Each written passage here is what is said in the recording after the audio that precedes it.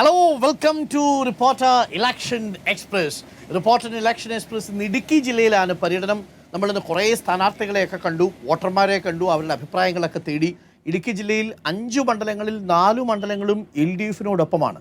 തൊടുപുഴ എന്നൊരൊറ്റ മണ്ഡലം മാത്രമാണ് 2021 UDFിനോടൊപ്പം നിന്നത്. കഴിഞ്ഞ തവണ ഉടുമ്പൻചോലയിൽ നിന്ന് റെക്കോർഡ് ഭൂരിപക്ഷത്തിലാണ്, 38,000 വോട്ടിൻ്റെ ഭൂരിപക്ഷത്തിലാണ് MM മണി നിയമസഭയിലേക്ക് രണ്ടാമതെത്തുന്നത്. ഇത്തവണ 3 തവണ MLA ആയ KK ജയചന്ദ്രനാണ് MM മണിക്ക് പകരം അവിടെ മത്സരിക്കാൻ പോകുന്നത്. മണിയാശാൻ നമുക്കൊപ്പം ചേരുന്നു തത്സമയം. വെൽക്കം മണിയാശാൻ. എങ്ങനെയുണ്ട് തെരഞ്ഞെടുപ്പിന്റെ ചൂട്?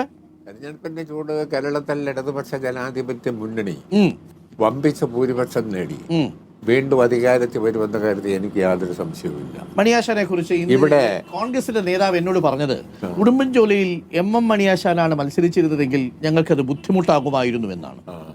പക്ഷേ മണിയാശാൻ അവിടെ മത്സരിക്കാൻ പറ്റിയില്ല. പകരം അവിടെ മത്സരിക്കുന്നത് KK ജയചന്ദ്രനാണ്. ഒരു കാര്യമാണ്, എന്നെ മത്സരരംഗത്തുനിന്ന് ആരും മാറ്റിയതൊന്നുമല്ല. എനിക്ക് താല്പര്യമില്ലായിരുന്നു. ആണോ? പിന്നെ ഞാൻ അറിയിച്ചിരുന്നു. പിന്നെ പാർട്ടി അറിയിച്ചു. ഞാൻ പാർട്ടിയോടും പറഞ്ഞിരുന്നു. 10 വർഷം MLA, 5 വർഷം മന്ത്രി. സ്വയം പിന്മാറിയതാണ്. ഈ പാർട്ടി തരാമെന്ന് എല്ലാം പരിഗണന എനിക്ക് തന്നു.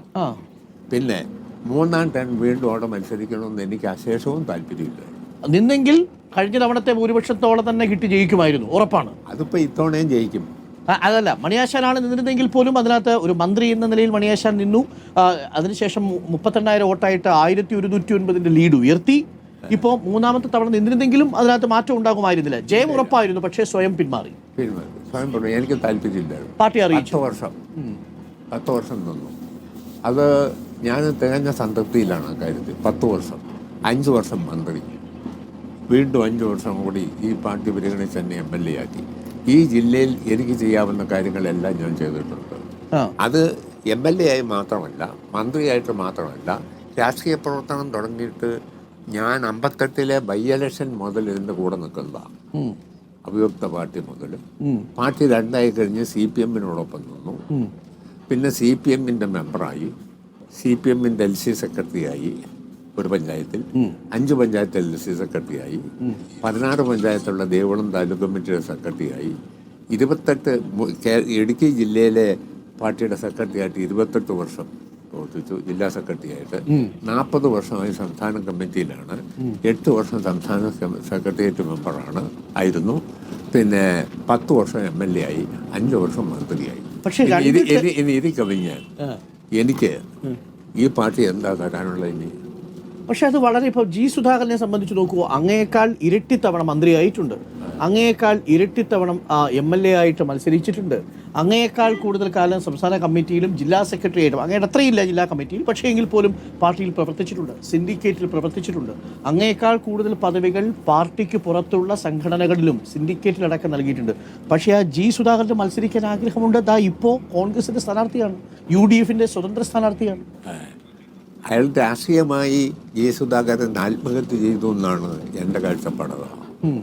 ഇതുവരെ പറഞ്ഞതെല്ലാം വിഴുങ്ങിയിട്ട് ഇതുവരെ നമ്മൾ ഏതാണോ ത്യജിച്ചത് ഉള്ളിലെന്ന് പറഞ്ഞോ, അത് വീണ്ടും വിഴുങ്ങി എന്ന ഏറ്റവും വലിയ അധപ്പതനമാണ് സുധാകരൻ്റെ രാഷ്ട്രീയ ജീവിതത്തിൽ ഉണ്ടായതെന്നാണ് എൻ്റെ വിലയിരുത്തലതാണ്. പക്ഷെ മണിയാശൻ ഇപ്പം മത്സരിക്കുന്നില്ല എന്നൊരു തീരുമാനം എടുക്കുമ്പോൾ, ജയിച്ച് വീണ്ടും LDF അധികാരത്തിലെത്തിയാൽ ഉറപ്പാണ് മണിയാശാൻ വീണ്ടും മന്ത്രിയാണ്.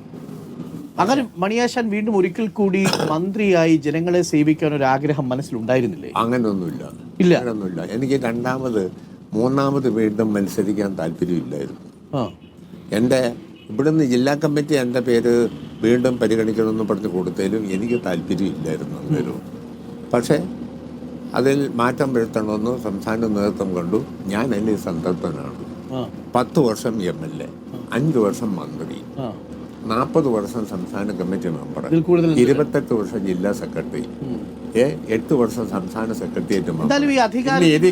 ഇന്ന് ഇതി കവിഞ്ഞ കമ്മ്യൂണിസ്റ്റ് പാർട്ടി മാർക്സിസ്റ്റ് എനിക്ക് എന്താ തരാനുള്ളത്? അത് ശരിയാണ്. പക്ഷെ അപ്പോഴും അധികാരത്തിലേക്ക് എത്തിക്കഴിഞ്ഞാൽ ചില ആളുകളെ സംബന്ധിച്ച് അതിൽ നിന്ന് വിട്ടുപോരാൻ ഒരു ബുദ്ധിമുട്ടുണ്ടാവുമല്ലോ. ഇപ്പം G സുധാകരന്റെ കാര്യത്തിൽ പറയുന്നൊരു വാക്ക് പാർലമെന്ററി വ്യാമോഹം എന്നാണ്. അങ്ങനെ ഒരു വ്യാമോഹത്തെ എങ്ങനെയാണ് മണിയാശാൻ ചെറുത്തത്? എനിക്കതിൽ താല്പര്യമില്ല.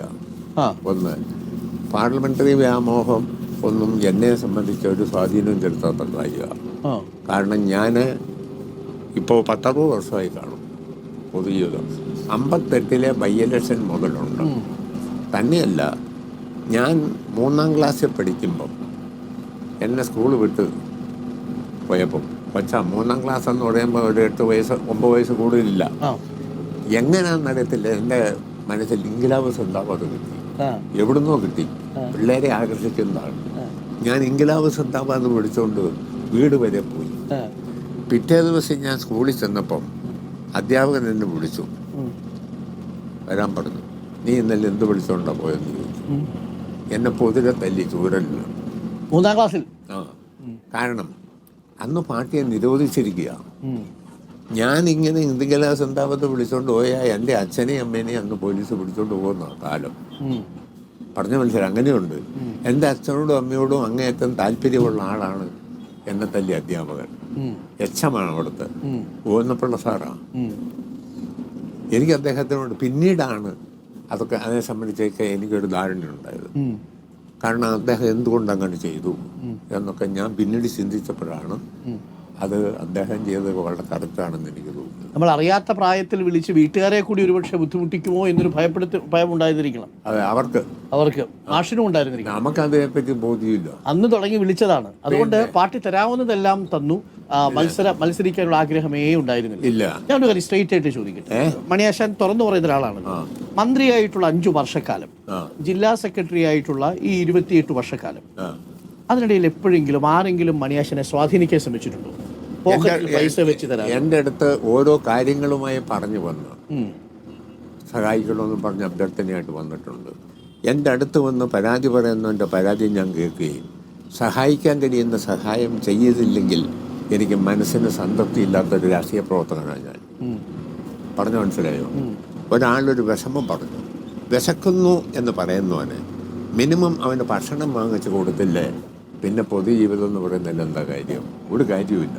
അതുകൊണ്ട് എന്നെ ഇന്നേ വരെയുള്ള രാഷ്ട്രീയ ജീവിതത്തിൽ എൻ്റെ അടുത്ത് വന്ന് ഒരു പരാതി പറഞ്ഞിട്ടുണ്ടെങ്കിൽ അത് കേട്ടാൽ ന്യായമാണെങ്കിൽ അതിനോട് പ്രതികരിക്കാതിരിക്കുക എന്ന പ്രശ്നം എൻ്റെ ജീവിതത്തിലില്ല. ഞാൻ പ്രതികരിച്ചിട്ടുണ്ട്. മണിയാശാനൻ, ഇപ്പൊ നമ്മൾ സംസാരിക്കുന്ന സമയം 3ാമത്തെ തവണ LDF ഒരു ഊഴം തേടുകയാണ്. കേരളത്തിന്റെ രാഷ്ട്രീയ ചരിത്രത്തിൽ അങ്ങനെയൊന്നും ഉണ്ടായിട്ടില്ല. 80-ന് ശേഷമാണ് 2ാം ഊഴം പോലും LDFന് കിട്ടുന്ന ചരിത്രം ഉണ്ടാവുന്നത്. 10 വർഷം കഴിയുമ്പോൾ പൊതുവെ കേരളത്തിലെ ജനങ്ങൾക്ക് ആ സർക്കാരിനെ മടുക്കില്ലേ? അങ്ങനെ ഒരു മടുപ്പ് ഈ സർക്കാരിനെതിരെ രൂപപ്പെട്ടിട്ടുണ്ടോ? ആ മടുപ്പ് ഈ സർക്കാരിനെതിരെയുള്ളൊരു ഭരണവിരുദ്ധ വികാരമായി മാറി ഈ സർക്കാരിനെ താഴെ ഇറക്കാൻ സാധ്യതയുണ്ടോ? ഒരു സാധ്യതയില്ല. കാരണം ഈ LDFന് ബദലായി ഒരു മികച്ച രാഷ്ട്രീയ സംവിധാനം ഇന്ന് കേരളത്തിലില്ല. VD സതീശൻ, രമേശ് ചെന്നിത്തല, അതൊന്നും പറഞ്ഞിട്ട് കാര്യമില്ല. അയാളൊക്കെ മാല ഓടിച്ചിട്ടൊന്നും ഒരു കാര്യമില്ല. കേരളത്തിൽ ഇടതുപക്ഷ ജനാധിപത്യ മുന്നണി എന്ന് പറയുന്ന രാഷ്ട്രീയ സംവിധാനമല്ലാതെ ഇന്ന് ജനങ്ങളെ സ്വാധീനിക്കാൻ കഴിയുന്ന, ജനങ്ങളുടെ വിശ്വാസം ആർജിക്കാൻ കഴിയുന്ന ഏത് രാഷ്ട്രീയ സംവിധാനമാണ് ഉള്ളത്? രാഹുൽ ഗാന്ധി ഞാൻ ചോദിച്ചിട്ടുണ്ട്, രാഹുൽ ഗാന്ധി വന്നില്ലെങ്കിൽ രാഹുൽ ഗാന്ധിയുടെ മുത്തപ്പനായിരുന്നല്ലോ ഇന്ത്യയുടെ പ്രധാനമന്ത്രി നെഹ്റു. വല്യമ്മയായിരുന്നല്ലോ പ്രധാനമന്ത്രി ഇന്ദിരാഗാന്ധി. അപ്പൻ പ്രധാനമന്ത്രിയായിരുന്നല്ലോ. എവിടെ പോയി ഇന്ത്യ? അവസാനം ഗാന്ധിജിയെ കൊന്നവരുടെ കയ്യിൽ കൊണ്ട് കൊടുത്തില്ലേ? ഗാന്ധിജിയെ കൊന്ന ഘാതകന്മാരുടെ കയ്യിൽ ഇന്ത്യ എത്തിച്ചു കൊടുത്ത മഹാഭാവികളാണ് കോൺഗ്രസ്. രാഹുൽ ഗാന്ധി അതിന്റെ പിന്മുറക്കാരനാണെന്നാണ് എൻ്റെ വിലയിരുത്തൽ. പക്ഷെ രാഹുൽ ഗാന്ധി വന്ന് പറയുന്നു അയ്യപ്പനിൽ വിശ്വാസമില്ല, അയ്യപ്പനെ ബഹുമാനിക്കാത്തവർ കേരളത്തെ എങ്ങനെ ഭരിക്കും എന്ന് ചോദിക്കുന്നു.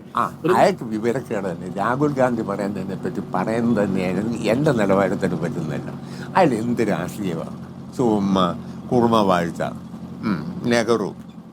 നെഹ്റുവിന് ശേഷം ശാസ്ത്രിക്ക് ശേഷം ഇന്ദിരയ്ക്ക് ശേഷം മകന് ശേഷം പിന്നെ അടുത്തത്. ഇപ്പം ആ കുടുംബത്തിൽ ജനിച്ചു എന്നുള്ള യോഗ്യത അല്ലാതൊക്കെ എന്ത് കുന്താ ഉള്ളത്? പക്ഷെ അദ്ദേഹം ഇന്ത്യയിലുടനീളം നടന്നില്ലേ? അതൊക്കെ നടക്കും, വലിയ കാര്യമല്ലേ? എനിക്ക് സൗകര്യമുണ്ട്. കേരളം മുഴുവൻ, ലോകം മുഴുവൻ നടക്കരുതോ? പിന്നെന്നാ, ഇന്ത്യ മുഴുവൻ നടക്കാം. എന്താ കുഴപ്പം? സൗകര്യമുണ്ട്, വണ്ടി ഉണ്ടെങ്കിൽ നടക്കാമെന്നാണ് പറയാം. പണമുണ്ട് ഇഷ്ടം പോലെ. പരിസരമല്ല, രാജ്യം മുഴുവൻ ഭരിച്ചവരില്ല, ഇഷ്ടം പോലെ പണമുണ്ട്, കയ്യിലുണ്ട്, ബാങ്കിലും കാണും ഡെപ്പോസിറ്റ്. അത് തന്നെ എവിടെ വേണേലും നടക്കാം. രാഹുൽ ഗാന്ധി എന്ന് പറയുന്ന രാഷ്ട്രീയക്കാരൻ തികഞ്ഞ പരാജയമാണെന്നാണ് എൻ്റെ വിലയിരുത്തൽ. ആ രാഹുൽ ഗാന്ധി കേരളത്തിൽ വന്ന് പറയുന്നത് കേരളത്തിലെ ജനങ്ങൾ വിശ്വസിക്കില്ല എന്നാണ്. പിന്നെ അതൊന്നും ഇവിടെ കേൾക്കുകയില്ല. ഇന്ന് പ്രകടന പത്രിക വന്നു. നിങ്ങൾ എന്ത് പ്രകടന പത്രിക എന്ത് പ്രകടന പത്രിക പറഞ്ഞിട്ട് കാര്യമില്ല. 1947 വരെ ബ്രിട്ടനാണ് ഇവിടെ ഭരിച്ചത്. ബ്രിട്ടൻ ഇവിടെ വരാനിടയായത് 600ഓളം വരുന്ന നാട്ടുരാജ്യങ്ങൾ തങ്ങളിലുള്ള സംഘർഷത്തിൽ ബ്രിട്ടൻ ഇടപെട്ടാണ് അവർ ആധിപത്യം സ്ഥാപിച്ചത്. അവർക്കെതിരെ ലക്ഷക്കണക്കിന് ആളുകൾ ജീവത്യാഗം ചെയ്യുന്നത് ദേശീയ പ്രസ്ഥാനത്തിൻ്റെ ഭാഗമാണ് സ്വാതന്ത്ര്യം നേടിയത്. ഇല്ലേ? മൃഗീയ ഭൂരിപക്ഷത്തോടു കൂടി വന്ന രാഹുൽ ഗാന്ധിയുടെ മുത്തപ്പൻ, വല്യമ്മ, അപ്പൻ എല്ലാം ഇപ്പം അമ്മ. ഞാൻ ചോദിക്കട്ടെ, ഇന്ന് ഇന്ത്യയുടെ സ്ഥിതി എന്താ? അത് പറയാനുള്ള യോഗ്യത രാഹുൽ ഗാന്ധിക്കോ അയാളുടെ പാർട്ടിക്കോ അദ്ദേഹത്തിന്റെ പാർട്ടിക്ക് എന്ത് യോഗ്യത? പക്ഷെ ആ നിങ്ങൾ വിടന്ന് എന്നെ പരിധിച്ചിക്കണ്ട. നിങ്ങൾ എന്ത് കരുത്തൻ? എന്ത് കരുത്ത്? നെഹ്റുവിൻ്റെ കുടുംബത്തിൽ ജനിച്ചു, മകളുടെ മകനോ അതിലെ പിന്നത്തെ മകൻ്റെ കൊച്ചായി ജനിച്ചു, ആ കുടുംബത്തിൽ ജനിച്ചു എന്നുള്ള പാരമ്പര്യമല്ലാണ്ട് എന്നാ കുന്തോ അവർക്കുള്ളത്? ഒരു കുന്തവുമില്ല. കേരളത്തിലേക്കില്ല രാഹുലിന്റെ അതൊന്നും ഏക്കുകയല്ല. പ്രകടന പത്രികയിൽ 3000 രൂപ പെൻഷൻ, KSRTCയിൽ സ്ത്രീകൾക്ക് സൗജന്യ യാത്ര. പിന്നെ ഇതിനു മുമ്പ് എളുത്തിയല്ലോ. 47 മുതൽ അപ്പൂപ്പൻ, പിന്നെ വല്യമ്മ, പിന്നെ അപ്പൻ എല്ലാം കൂടി ഇതൊന്ന് ഭരിച്ച് അവസാനം ഗാന്ധിജിയെ കൊന്നോമ്മയുടെ കയ്യിൽ കൊണ്ട് അതിന്റെ പിന്മുറക്കാരനായ ഞാൻ പറയുന്നത് പൂർത്തിയാക്കാൻ നോക്കും. ഏറ്റവും അവസാനം ഇപ്പം മഹാത്മാഗാന്ധിയെ കൊന്നവരുടെ കയ്യിൽ കൊണ്ട് കൊടുത്തല്ലോ രാഹുൽ ഗാന്ധിയുടെ മുത്തപ്പനും അമ്മയും വല്യമ്മയും എല്ലാം കൂടെ കൂടി. എന്നിട്ട് എന്നാ ചെയ്യുക? ഇപ്പൊ രാജ്യത്തെ സ്ഥിതി എന്താ? വായി നോക്കി നടക്കുകയാണല്ലോ ഇന്ത്യ ദേശീയ രാഷ്ട്രീയത്തില്. എന്നിട്ട് ഇവിടെ വന്ന് വാചകം പറയുന്നതിൽ എന്ത് കാര്യം? പക്ഷേ AKG ആയിരുന്നു ആദ്യത്തെ പാർലമെന്റിലെ പ്രതിപക്ഷ നേതാവ്. ആ പാർട്ടിയിൽ നിന്ന് കേരളത്തിൽ ഒതുങ്ങി. പക്ഷെ എന്നാലും നമ്മൾ ഇപ്പോഴും ഇന്ത്യ പ്രവർത്തിക്കുന്നുണ്ടല്ലോ. ഉണ്ട്. ഓക്കെ, ശരി. ഇപ്പൊ VD സതീശൻ പറയുന്നു, UDFന് തിളക്കമാർന്ന വിജയം നേടിക്കൊടുത്തില്ലെങ്കിൽ ഞാൻ രാഷ്ട്രീയ വനവാസത്തിന് പോകും, പിന്നെ ഞാൻ കടിച്ചു പിടിച്ച് തൂങ്ങാനില്ല. പുള്ളി എത്രയും വേഗം ആ മാർഗം സ്വീകരിക്കണമെന്ന് എൻ്റെ അഭിപ്രായം. പുള്ളി നിശ്ചയമായും അദ്ദേഹം രാഷ്ട്രീയ ജീവിതം അവസാനിപ്പിക്കേണ്ടി വരുമെന്ന് കരുതി എനിക്ക് യാതൊരു സംശയവും. പക്ഷെ ഇന്നത്തെ ഇന്ത്യയുടെ ദേശീയ രാഷ്ട്രീയ സാഹചര്യം നോക്കിയാലും കേരളത്തിലെ രാഷ്ട്രീയ സാഹചര്യം നോക്കിയാലും മുൻകാലങ്ങളിലെ കോൺഗ്രസിൻ്റെ കേരളത്തിലെ ഭരണം ഇവിടെ സൃഷ്ടിച്ച സ്ഥിതി നോക്കിയാലും LDF ഗവൺമെൻറ് 57-ലെ EMSൻ്റെ ഗവൺമെൻറ് മുതൽ വന്ന ഗവൺമെൻറ്റും ഇപ്പോൾ സഖാവ് പിണറായി വിജയൻ്റെ നേതൃത്വത്തിലുള്ള ഗവൺമെൻറ്റും നടപ്പിലാക്കിയ ക്ഷേമ പ്രവർത്തനം ഇത് നോക്കിയാൽ ഇനി കോൺഗ്രസ് കളിച്ചു പിടിക്കുന്ന പ്രശ്നമില്ല. രാഹുൽ ഗാന്ധിയുടെ പാർട്ടി ഇവിടെ വട്ടപൂജ്യമാകും. പക്ഷേ രാഹുൽ ഗാന്ധിക്ക് എന്ത് രാഷ്ട്രീയ ശരി, ഈ സ്ത്രീകൾക്ക് സൗജന്യ യാത്ര KSRTC കൊടുക്കാൻ പോയി. ഇതിപ്പോ പരസ്യങ്ങൾ ധാരാളമുണ്ട്. ഈ സ്ത്രീകൾക്ക് പേഴ്സ് എടുക്കണ്ട, KSRTC ബസ്സിൽ സഞ്ചരിക്കാൻ, നേരെ കയറുക. ഞാൻ ചോദിക്കട്ടെ, ലോകത്ത് നടക്കുന്ന കാര്യം വല്ലതാണോ അത്? KSRTC പിന്നെ എങ്ങനെ ഓടും? ഡീസൽ അടിക്കുന്ന എങ്ങനെ? ചുമ്മാ വിഡിതം പറഞ്ഞുകൊണ്ടിരിക്കുകയല്ലേ? ഞാൻ ചോദിക്കട്ടെ, ഞങ്ങളെങ്ങനെ പറഞ്ഞാൽ ഞങ്ങൾക്ക് തലയ്ക്ക് സുഖമില്ലെന്ന് ഓടിയ ആളുകൾ KSRTC ഓടണ്ടേ? ഇപ്പം തന്നെ അത് നഷ്ടത്തിലാണ്. മനസ്സിലായില്ലേ? എന്നിട്ട് സാമ്പത്തിക സഹായം ഗവൺമെൻറ് ചെയ്താണ് സാധനം നിലനിർത്തുന്നത്. അതിനകത്ത് സൗജന്യ ചികിത്സ യാത്ര സ്ത്രീകൾക്കെല്ലാം കൊടുക്കുമെന്ന് പറഞ്ഞാൽ ആ സ്ഥാപനം എവിടെ പോയി കൂട്ടുന്നത്? ചുമ്മാ വിഡിതം പോലൊന്നുമല്ലേ ആളെ പറ്റിക്കാൻ. 3000 രൂപ പെൻഷൻ. അത് ഇത് ഞാൻ ചോദിക്കുന്നത്, ഈയുടെ അപ്പൂപ്പന്മാർ പോലും കൊടുത്തിട്ടില്ലല്ലോ ഇതിനു മുമ്പ്. നെഹ്റു മുതൽ നോക്ക്, അപ്പനും പിന്നീട് വന്ന ഗവൺമെൻറ്റും ഇവിടെ ഉമ്മൻചാണ്ടി, ആന്റണി, കരുണാകരൻ ഇവിടെ ഭരിച്ചല്ലോ. ഈ പെൻഷനോ കുന്തോവല്ലോ അവർ കൊടുത്തോ? ഞങ്ങൾ കൊടുക്കാൻ തുടങ്ങിയത് പോലും അവർ കുടിശ്ശിക വരുത്തി 18 മാസം. ഞങ്ങളതെല്ലാം പുനഃസ്ഥാപിച്ച് കൊടുത്തത്. അപ്പൊ അതായത് ഈ പ്രകടന പത്രികയെല്ലാം പൊള്ളയാണ്, നടപ്പാക്കാത്ത വാഗ്ദാനങ്ങളാണെന്നാണ് മണിയാശം പറയുന്നത്. ഇതിനു മുമ്പ് ഇന്ത്യയിൽ സോഷ്യലിസം സ്ഥാപിക്കുമെന്ന് പ്രസംഗിച്ച വിഡ്ഢികളാണ് കോൺഗ്രസ്സുകാർ. ഇന്ത്യയിൽ സോഷ്യലിസം സ്ഥാപിക്കും, സമത്വ സുന്ദര ഭാരതം. എന്നിട്ട് സമത്വ സുന്ദര ഭാരതം എന്തായി? ഇപ്പം ഗാന്ധിജിയെ കൊന്നോന്റെ പിന്മുറക്കാരനായ രാഹുൽ നരേന്ദ്രമോദിയുടെ കയ്യിൽ രാജ്യം കൊണ്ട് എത്തിച്ചു കൊടുത്തില്ലേ? ശരി. ഞാൻ പറയാം, രാഹുൽ ഗാന്ധിയുടെ പിതാക്കന്മാർ മുതൽ ഭരിച്ചല്ലേ ഈ പരുവ് എത്തിച്ചത് രാജ്യത്തെ. ശരി, ഇനി ഇടുക്കിയിലേക്ക് വന്നാൽ എന്റെ പോയിന്റ് ഞാൻ പറഞ്ഞത് രാഹുലിനെ കുറിച്ച് ശക്തമായ വിമർശനമാണ് മണിയാശാൻ ഉന്നയിക്കുന്നത്. 4 തവണ ഉന്നയിച്ചു. രാജ്യം എവിടെ എത്തി? രാജ്യം ഞങ്ങൾ താങ്ങേണ്ട പോക്കെ ഇവിടെ താങ്ങിയിട്ടില്ലേ? ആടാ BJP വരാതിരിക്കാൻ വേണ്ടി ഞങ്ങൾ താങ്ങിയിട്ടുണ്ട്. ഈ ദുരന്തം ഒഴിവാക്കാൻ. പക്ഷെ നിങ്ങളും BJPയും തമ്മിലാണ് ഡീൽ എന്നാണ് ഒരു ഡീലും ഇല്ല.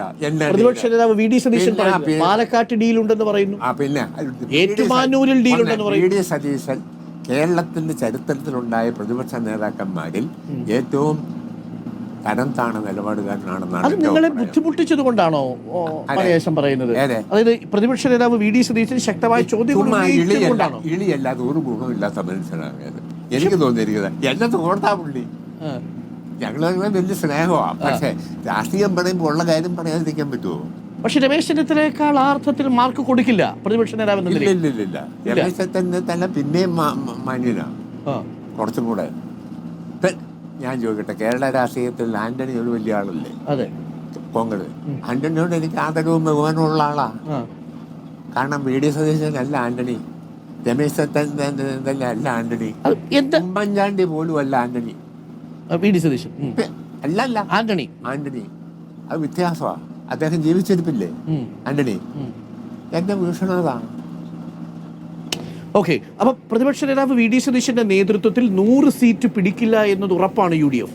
100 സീറ്റാണ് ആദ്യം UDF കരുതിയത്. ഇപ്പോൾ 80 സീറ്റിലേക്കൊക്കെ എത്തിയിട്ടുണ്ട്. UDF 80 സീറ്റുകൾ നേടും എന്നുള്ളത് തന്നെയാണ് പ്രതീക്ഷ. അതായത് ഒരു മൂന്നാമതൊരു ഊഴം കൊടുക്കില്ല. ഒരു പ്രതിപക്ഷത്തിന്റെ റോള് അഭിനയിക്കാൻ പറ്റുന്ന സീറ്റെങ്കിലും നേടിയാൽ മഹാകാര്യം. കേരളത്തിൽ ഇന്നത്തെ സാഹചര്യത്തിൽ, ഇന്നത്തെ ദേശീയ രാഷ്ട്രീയ സാഹചര്യത്തിൽ, ദേശീയ രാഷ്ട്രീയ സാഹചര്യം എന്ന് പറയുന്നത് 47 മുതൽ രാജ്യത്ത് ഭരിച്ച കോൺഗ്രസ്, അതിൻ്റെ പിന്മുറക്കാരനാണല്ലോ സതീശനും ഈ രാഹുൽ ഗാന്ധിയെല്ലാം. ഇന്ന് ഇന്ത്യ എവിടെ കൊണ്ട് എത്തിച്ചു? ഇന്ന് ഇന്ത്യ കൊണ്ട് എത്തിച്ചത് ഗാന്ധിജിയെ കൊന്നവരുടെ കയ്യിൽ രാജ്യം കൊണ്ട് എത്തിച്ചില്ലേ? ഇപ്പം പിന്നെ ഇവിടെ വന്ന് വാല് ഓടിക്കുന്നില്ല, എന്ത് കാര്യമാണ്? പക്ഷേ ഒപ്പം ഉള്ളത് നോക്കൂ, കോൺഗ്രസിനോടൊപ്പം ഇപ്പം TK ഗോവിന്ദൻ, അങ്ങേക്കറിയാമല്ലോ, കണ്ണൂരിലെ ജില്ലാ സെക്രട്ടേറിയറ്റിൽ 10 കാലം ഉണ്ടായിരുന്നു. ഉണ്ണികൃഷ്ണൻ സഖാവ് പയ്യന്നൂരിൽ. അതൊന്നും വിഷയമല്ലെന്ന്. MM മണി ഈ പാർട്ടിക്കെതിരെ MM മണിയെ പുറത്താക്കും. MM മണി പണ്ട് 40 വർഷം സംസ്ഥാന കമ്മിറ്റി മെമ്പർ, 28 വർഷം ജില്ലാ സെക്രട്ടറി, കുന്തം 10 വർഷം MLA, 5 വർഷം മന്ത്രി എന്ന് പറയുന്നത് വല്ല കാര്യമുണ്ടോ? ഞങ്ങൾക്ക് ഉൾക്കൊള്ളാൻ കഴിഞ്ഞില്ല, എന്നെയും പുറത്താക്കും ഈ പാർട്ടി. എന്താ സംശയം? പക്ഷേ കുഞ്ഞികൃഷ്ണൻ മാഷ് പറയുന്നത് അത് കണക്കിന്റെ പേരിൽ ചോദ്യം ചോദിച്ചതിനാണ് തന്നെ പുറത്താക്കുന്നതെന്നാണ്. അതൊക്കെ ചുമ്മാ പറയുന്നത്. അങ്ങനൊന്നുമില്ല. പാർട്ടിക്ക് കണക്കുമല്ല, കൃത്യം പരിശോധിക്കുന്ന പാർട്ടിയാണ്. ആണ്. ഇടുക്കിയിലേക്ക് വന്നാൽ 4 സീറ്റാണ് കഴിഞ്ഞ തവണ നേടിയത്.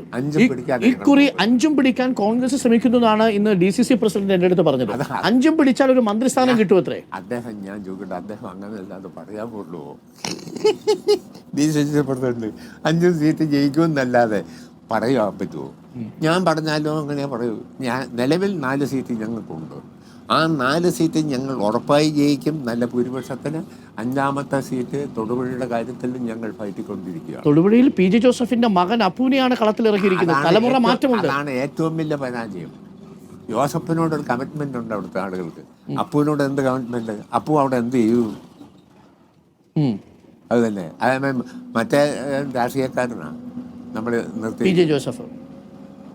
അദ്ദേഹം രാഷ്ട്രീയ പ്രവർത്തനം ദീർഘനാട് മന്ത്രിയൊക്കെ ആയിരുന്ന ആളല്ലേ. അപ്പൊ PJ ജോസഫിനോടുള്ള ഒരു വികാരം തൊടുപുഴയ്ക്ക് അപ്പുവിനോട് ഉണ്ടാവില്ല.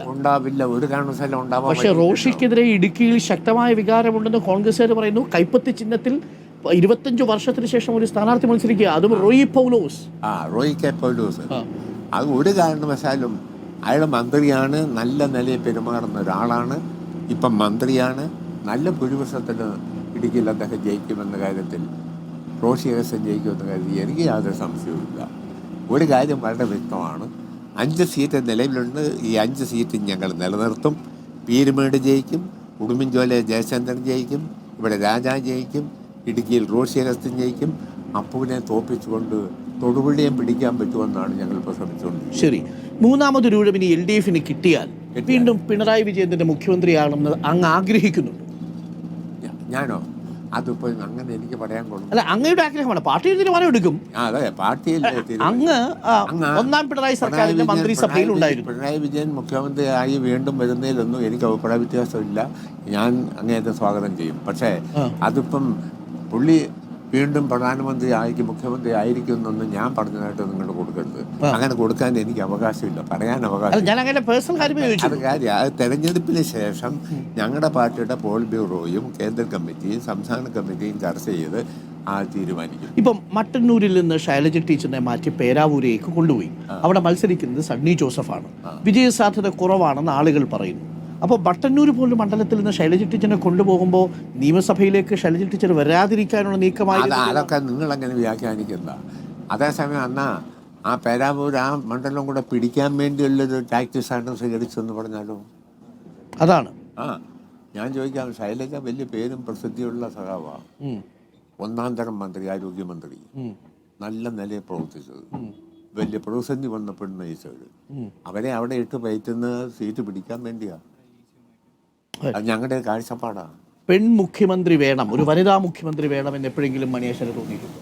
അങ്ങനെയൊന്നുമില്ല. വനിതയാണെങ്കിലും ശരി, പുരുഷനാണെങ്കിലും ശരി, ആരാണെങ്കിലും ശരി, പാർട്ടി തീരുമാനിക്കുന്ന എയോ ബിയോ. അത് പിണറായി വിജയനാണേലും ശരി, ശൈലജയാണേലും ശരി, ആരെയാണേലും ശരി, പാർട്ടി തീരുമാനിക്കുന്ന. Last question. കേരളത്തിൽ CPM-ന് ഒരേ സമയം BJP-യുമായി ഡീലുണ്ടെന്ന് പറയുന്നു, ഒരേ സമയം SDP-യുമായിട്ടും ഡീലുണ്ടെന്ന് പറയുന്നു. ഇപ്പോൾ BJP-യുമായിട്ട് ഡീലുണ്ടെന്ന് പറയുന്ന VD സതീശിനെ മുഖ്യമന്ത്രി തന്നെ നേരിട്ട് ഫേസ്ബുക്കിൽ സംവാദത്തിന് വെല്ലുവിളിക്കുന്നു. അതിൽ ഗുരുജി ഗോൾവാൾക്കറിന്റെ ചിത്രത്തിന് മുമ്പിൽ നിലവിളക്ക് കൊളുത്തി എന്നുള്ളതാണ് VD സതീശിനെതിരെയുള്ള ആരോപണം. പക്ഷേ VD സതീശൻ പറയുന്ന ഒരു വിളക്ക് ചെറുതായതുകൊണ്ട് താൻ അവിടെ കുനിഞ്ഞു നിന്ന് വിളക്ക് കൊളുത്തിയതാണ്, ഒരു സംവാദമായിരുന്നു സ്ഥലം. അപ്പോൾ അതെ, ഒരു കാര്യം വന്നേ, VD സതീശൻ പറയുന്നതിലൊന്നും ഒരു കാര്യമില്ല. അദ്ദേഹം കേരളത്തിൻ്റെ ചരിത്രത്തിലെ പ്രതിപക്ഷ നേതാക്കന്മാരെ എല്ലാം എനിക്കറിയാം. സാമാന്യം ഞാൻ 10 വർഷമായില്ലേ പണി തുടങ്ങിയിട്ട്. അതിലെ ഏറ്റവും നിലവാരം കുറഞ്ഞ ഒരു പ്രതിപക്ഷ നേതാവാണ് VD സതീശൻ എന്നാണ് എൻ്റെ ഒരു വിലയിരുത്തലുക. അതേസമയം രമേശ് ചെന്നിത്തല വ്യത്യസ്തനായിരുന്നു, ആന്റണി വ്യത്യസ്തനാണ്, അത് പറഞ്ഞു ഉമ്മൻചാണ്ടി വ്യത്യസ്തനാണ്. അതാശം പറഞ്ഞു. ഈ BJP-യുമായിട്ട് ബന്ധമുണ്ടോ CPM-ന്? എന്ത് ബന്ധം? ഏതെങ്കിലും സീറ്റുകളിൽ യാതൊരുവിധ ബന്ധവും ഞങ്ങൾക്ക്. SDP-യുമായോ? ഇല്ലില്ല, അവരുമായി ഞങ്ങൾക്ക് ബന്ധമില്ല. SDP-യുടെ സീറ്റ് ഞങ്ങൾക്ക് ഇടതുപക്ഷ ജനാധിപത്യ മുന്നണിയുമായിട്ടാണ് ബന്ധം. ഇടതുപക്ഷ ജനാധിപത്യ മുന്നണിയുടെ സ്ഥാനാർത്ഥികളാണ് 140 മണ്ഡലത്തിൽ മത്സരിക്കുന്നത്. അവരെ ജയിപ്പിക്കാൻ ഞങ്ങൾക്ക് പറ്റുന്ന എല്ലാ പണിയും ഞങ്ങൾ നടത്തും. ഓക്കെ, ഒരു കാര്യം കൂടി ചോദിച്ചാൽ അവസാനിപ്പിക്കാം. സജി ചെറിയാൻ മിനിസ്ട്രി മണ്ഡലത്തിൽ അന്ന് വരാതിരുന്ന് പോകുന്ന അസ്വസ്ഥനായല്ലോ, അതെന്താ കാര്യം? സജി ചെറിയാൻ മിനിസ്റ്റർ ഇടുക്കിയിലെ യോഗത്തിന് വരാതിരുന്ന സമയത്ത് ഓൺലൈനായിട്ട് വരാമെന്ന് പറഞ്ഞപ്പോൾ അന്ന് മണിയാശാൽ അല്പം ഒന്ന് അസ്വസ്ഥനായി. അല്ല, അതൊരു കാര്യം തന്നെ. എനിക്ക് ഈ ഓൺലൈൻ പരിപാടിയോട് തന്നെ യോജിപ്പില്ല. പറഞ്ഞ സ്ഥലത്ത് വരണം. എൻ്റെ അഭിപ്രായം എന്നാന്നല്ലോ, ഇപ്പം ഞാൻ പറയാം, ഈ ഓൺലൈൻ എന്ന് പറയുന്നത് അവസാനിപ്പിക്കണമെന്നാണ്. ജനങ്ങൾക്കിടയിലേക്ക് പോയി മന്ത്രിമാരും മുഖ്യമന്ത്രിയും കയറി പ്രവർത്തിക്കുകയും പ്രസംഗിക്കുകയും പൊളിറ്റിക്കൽ ക്യാമ്പയിൻ നടത്തുകയും ഔദ്യോഗിക പരിപാടി നിറവേറ്റണം എന്നുള്ള കാഴ്ചപ്പാടായി എനിക്കുള്ളത്. ഈ ഓൺലൈൻ എന്ന് പറയുന്ന ഒരു തട്ടിപ്പ് ഏർപ്പാടാണെന്ന് തന്നെ എൻ്റെ അഭിപ്രായം. എനിക്ക് അതിനോട് തീരെ യോജിപ്പില്ല. ഞാൻ ഓൺലൈനിൽ കാര്യം ചെയ്യാറുമില്ല. സജി ചെറിയാൻ അവിടെ നേരിട്ട് വരണമായിരുന്നു എന്നാണ്. പിന്നെ വരണം, അതല്ലേ ശരി. അതെന്താ ഞാൻ ചോദിക്കട്ടെ, അയാളോട് ചോദിച്ചു നിങ്ങളിന്ന് എന്താ വരാത്തെന്ന് പുള്ളിയോട് നിങ്ങൾ പോയി ചോദിച്ചു. വരേണ്ടതാ. എനിക്ക് MM മണിക്ക് കാസർഗോഡ് പരിപാടി കിട്ടിയ MM മണി അവിടെ പോയിട്ടുണ്ട്. പോകണമെന്ന് സംസ്ഥാന കമ്മിറ്റിയിൽ നിന്ന് കണ്ണൂർ പോകണമെന്ന് പറഞ്ഞിട്ടെല്ലാം ഞാൻ പോയി. ഈ കേരളം മുഴുവൻ ഞാൻ പോയിട്ടുണ്ട്. പറഞ്ഞില്ലേ പ്രസംഗിക്കാൻ. അതെന്റെ ബാധ്യതയല്ലേ, എന്റെ ചുമതലയാ. അവിടുന്ന് പറയുക, പോകാതിരിക്കുക. ഞാൻ പറയുന്നത് ഞാനെന്നും പറഞ്ഞൊരു ഏർപ്പാടുണ്ടോ ഇതിനകത്ത്? ഇല്ല. പ്രസ്ഥാനം അതാണ് പരമപ്രധാനം. അതിന് കീഴ്പ്പെട്ടാണ് പിണറായി വിജയൻ മുതൽ MM മണി വരെയും MM മണി മുതൽ ഞങ്ങളുടെ പാർട്ടിയുടെ ബ്രാഞ്ചിലുള്ളവർ വരെയും എന്നാണ്. ചില നേതാക്കൾക്ക് ആ വികാരം ഉണ്ട് അല്ലെ, ഉള്ളിലൊരു തോന്നലുണ്ട്. അതുണ്ടെങ്കിൽ അത് സ്വാഭാവികമായി ജനങ്ങളല്ലേ ഈ സമൂഹത്തിൽ ജീവിക്കുന്നവരാകുമ്പം സമൂഹത്തിലുള്ളതിൻ്റെ ദോഷങ്ങളൊക്കെ പാർട്ടിക്കകത്തും ഏറിയും കുറഞ്ഞും വരുന്നതിനെ കറക്റ്റ് ചെയ്ത് പോകുക. കമ്മ്യൂണിസ്റ്റ് പാർട്ടിയുടെ ചരിത്രം നോക്കുക, എത്രയോ പേരെ പുറത്താക്കി ഞങ്ങൾ. ഈ സജി ചെറിയാനുമായി അങ്ങേക്ക് എന്തെങ്കിലും രാഷ്ട്രീയ ഞങ്ങൾ വലിയ സ്നേഹബന്ധമുള്ള ആളാണ്. പക്ഷെ അങ്ങേരും നിർഭാഗ്യവശാൽ ഇങ്ങനെ പോയി. പക്ഷേ പുള്ളി ചെയ്തത് ശരിയായില്ലെന്നാണ് എൻ്റെ അഭിപ്രായം. അത്രേ ഉള്ളൂ. ഈ പാർട്ടിയോടൊപ്പം നിൽക്കണ്ട പുള്ളി. അല്ല, സജി ചെറിയാൻ, സുധാകരനല്ലേ പറഞ്ഞത്? ജി സുധാകരന്റെ കാര്യത്തിൽ ചെയ്ത് ശരിയല്ല, രാഷ്ട്രീയ ആത്മഹത്യയാണെന്ന് പറഞ്ഞു. പിന്നെ അല്ല അല്ലേ? സജി ചെറിയാനാണേലും ശരി, ഇതൊക്കെ പ്രശ്നമാണ്. ഞാൻ ചോദിക്കട്ടെ, ഞാൻ നാളെ 10-60 വർഷമായി ഈ പാർട്ടി പ്രവർത്തനം തുടങ്ങിയത്. അവ്യക്ത പാർട്ടിക്ക് മുതൽ സിന്ദാബാദ് വിളിച്ച് കൂടിയതാണ്. 13 വയസ്സുള്ള 5ാം ക്ലാസ്സിൽ പഠിക്കുമ്പോൾ സിന്ദാബാദ് വിളിച്ചതിന് തല്ലുകൊണ്ട ആളായ ഇൻകിലാബ് സിന്ദാബാദ്. പാർട്ടി അറിഞ്ഞുകൊണ്ടല്ല, ഇൻകിലാബ് സിന്ദാബാദ് പിള്ളേരെ ആകർഷിക്കുന്നതാ പറഞ്ഞത്. അതിന് പിറ്റേ ദിവസം ചെന്നപ്പം പൊതുരെ തല്ലിയത്. കാരണം അന്ന് പിന്നീട് ചരിത്രം പഠിച്ചപ്പോഴാണ് അന്ന് പാർട്ടിയെ നിരോധിച്ചിട്ട്. അതെ, അത് പറഞ്ഞിരുന്നു, മണിയേശൻ പറഞ്ഞു. കാരണം എൻ്റെ മാതാപിതാക്കളെ അന്ന് ഞാൻ വിളിച്ചെന്ന് പറഞ്ഞാൽ പിടിച്ചുകൊണ്ട് പോകുന്ന കാലമാണ്. ഈ ഇപ്പം സജി ചെറിയ മിനിസ്റ്റർ മാത്രമല്ല, അങ്ങനെ ചെറിയ ഒരു വിഭാഗം നേതാക്കളിൽ പാർട്ടിക്ക് കീഴ്പ്പെട്ട് പാർട്ടിക്കൊപ്പം നിൽക്കുന്നതിനേക്കാളും അപ്പുറമുള്ള എന്തെങ്കിലും പ്രവണതകൾ ഉണ്ടാവുന്നുണ്ടോ? അതെ, ഈ സമൂഹത്തിൽ പ്രവർത്തിക്കുന്ന പാർട്ടിയാകുമ്പം ആ പാർട്ടി ആ സമൂഹത്തിലെ പ്രശ്നങ്ങൾ ഈ പാർട്ടിക്കകത്ത് വരുമെന്ന് കണ്ടുകൊണ്ട് അതിനെതിരെ പൊരുതുകയും സമരം ചെയ്യുകയും ചെയ്യുന്ന ഒരു പാർട്ടി പ്രവർത്തന രീതിയാണ് ഞങ്ങൾക്കുള്ളത്. അതിൽ നിന്ന് വേറിട്ട് വരുന്നതിനെ പുറത്താക്കുക എന്നുള്ളത് ഞങ്ങളുടെ മുമ്പിൽ വേറെ പരിപാടിയില്ല. പിന്നീട് എപ്പോഴെങ്കിലും സുധാകരനെ അങ്ങ് വിളിക്കാൻ ശ്രമിച്ചിരുന്നു? ഇല്ല, ഈ തീരുമാനം എടുക്കുന്ന സമയത്ത് ഇല്ല, ഞാൻ വിളിച്ചിട്ടില്ല. ഇല്ല, അവിടെ പ്രശ്നമായപ്പോൾ പിന്നെ ഞാൻ വിളിക്കാൻ എനിക്ക് താല്പര്യം തോന്നിയില്ല. അത് കേട്ടപ്പോൾ ഒരു വിഷമം തോന്നിയോ? പിന്നെ നാറ്റക്കേസ് ഞാൻ ചോദിക്കട്ടെ, ഞാനിപ്പോൾ 10-60 വർഷമായിട്ട് ഇതിനകത്ത് നിൽക്കുക. ഇവിടെ പാർട്ടി മെമ്പർഷിപ്പ് കിട്ടിയത് കുഞ്ചിത്തണ്ണി ബ്രാഞ്ചിലാണ്. മെമ്പർഷിപ്പ് കിട്ടിയപ്പം മുതലുള്ള വൈശമ്മ ലോക്കൽ കമ്മിറ്റി സെക്രട്ടറി, അത് കഴിഞ്ഞ് 5 പഞ്ചായത്ത് ഉള്ള രായക്കാട് LCയുടെ സെക്രട്ടറി, അത് കഴിഞ്ഞ് 16 പഞ്ചായത്തുള്ള ദേവിളം ഉടുമ്പൻചോല താലൂക്കിൻ്റെ ഭാഗം ചേർന്ന താലൂക്ക് കമ്മിറ്റിയുടെ സെക്രട്ടറി, 40 വർഷമായി സംസ്ഥാന കമ്മിറ്റി മെമ്പർ, 28 വർഷം ജില്ലാ സെക്രട്ടറി, 8 വർഷം സംസ്ഥാന സെക്രട്ടേറിയറ്റ് മെമ്പർ, 10 വർഷം MLA, 5 വർഷം മന്ത്രി. ഞാൻ നാളെ ഒരുമാതിരി ഈ പാർട്ടിക്കെതിരെ പ്രവർത്തിക്കുന്നെന്ന് പറഞ്ഞാൽ അതിൻ്റെ പേരാണ് ഈ എന്നാ പറയുന്നത്, മുഖ്യമന്ത്രി പറഞ്ഞത് രാഷ്ട്രീയ ചെറ്റത്തരം. അതായത് അതിൻ്റെ പേര് എൻ്റെ ഭാഷ പറഞ്ഞ തന്തയ്ക്ക് പറക്കായി എന്നാണ്. ഓയ്യോ, ഞാൻ അങ്ങനെ ചെയ്താൽ നിങ്ങൾ മണി തന്തയ്ക്ക് പറക്കായി ചെയ്തു എന്ന് പറയുന്നതിൽ എനിക്ക് തെറ്റില്ല. എന്നെപ്പറ്റി നിങ്ങൾ അങ്ങനെ പറഞ്ഞു, എനിക്കൊരു വിരോധമില്ല. ഞാൻ അങ്ങനെ ചെയ്താൽ പൊളിറ്റിക്കലി ഇൻകറക്റ്റ് ആണ്, അതിനകത്തൊരു കുഴപ്പമില്ല. കുഴപ്പമില്ല, ഇരിക്കട്ടെ. ഏതായാലും ഞാനൊരു വിവാദക്കാരനാണ്. ഇപ്പോൾ ദേവികുളത്ത് മത്സരിക്കുന്നത് BJP, ഇപ്പം രാജേന്ദ്രൻ പുറത്തു പോകുന്നു. രാജേന്ദ്രൻ BJPയിലേക്ക് പോകുന്നു എന്ന് പറഞ്ഞാൽ കോൺഗ്രസിൽ പോകുന്നതിനേക്കാൾ വലിയ ഇമ്പാക്റ്റ് അല്ലേ? അതെ, അത് ഒന്നുകൂടെ ഞങ്ങൾക്ക് എളുപ്പമായി. കാരണം BJPയെ ഞങ്ങൾ ഇവിടെ ഒന്നും ചെയ്യാൻ കഴിയാത്തൊരു പാർട്ടിയാണ് കേരളത്തിൽ. ഇവിടേത് BJPയിലേക്ക് പോയത് തന്നെ രാജേന്ദ്രനെ ഞങ്ങൾക്ക് നേരിടാൻ ഒന്നുകൂടി എളുപ്പമാണ്. രാജേന്ദ്രൻ ആ അർത്ഥത്തിൽ ഒരു പാർട്ടി വിരുദ്ധനായിരുന്നു. ഒരു കാര്യമാണ് ഞാൻ ചോദിക്കട്ടെ, ദേവികുളം മണ്ഡലം റിസർവേഷനാണ്.